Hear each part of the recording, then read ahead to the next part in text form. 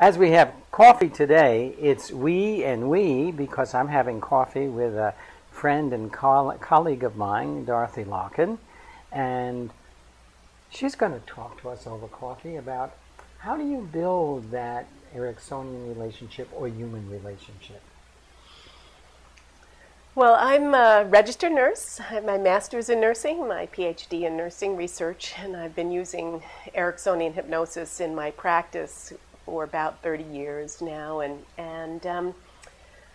I think that one of the things that's so important in terms of using these principles and way of being, as a way of being with patients, is when you meet them to really look for their strengths and their resources.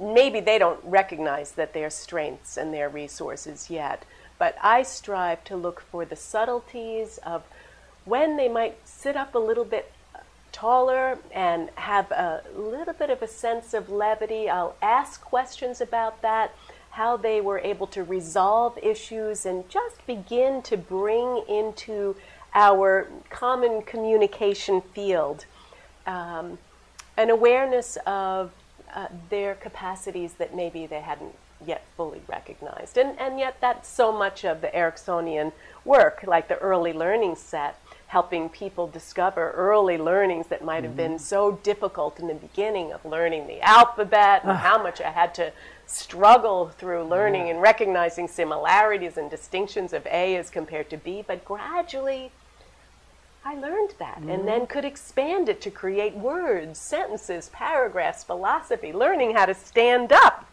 is profound. And so I like to capitalize on that, and I like to capitalize on exceptions to their beliefs when they might state, I'm always a failure, or I've always done this wrong, beginning to emphasize the exceptions to that so that they can have much more of a life-affirming awareness of who they are and then build on that, as well as having a sense of kindness for their human foibles that can continue to be developed and improved, because here we are, humans, learning and learning how to live life better and promote health and well-being for ourselves and others.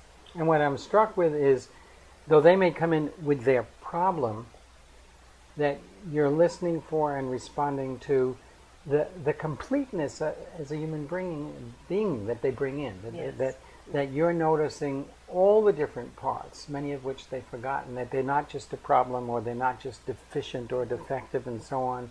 But I really love the feeling of the person sitting in front of me is already whole, perfect, and complete.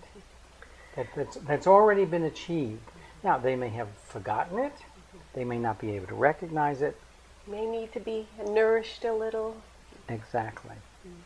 So that's what we can do in our therapeutic relationship with them. Yeah, and it's a pleasure being with you and having coffee. Thank you. I've been nourished myself.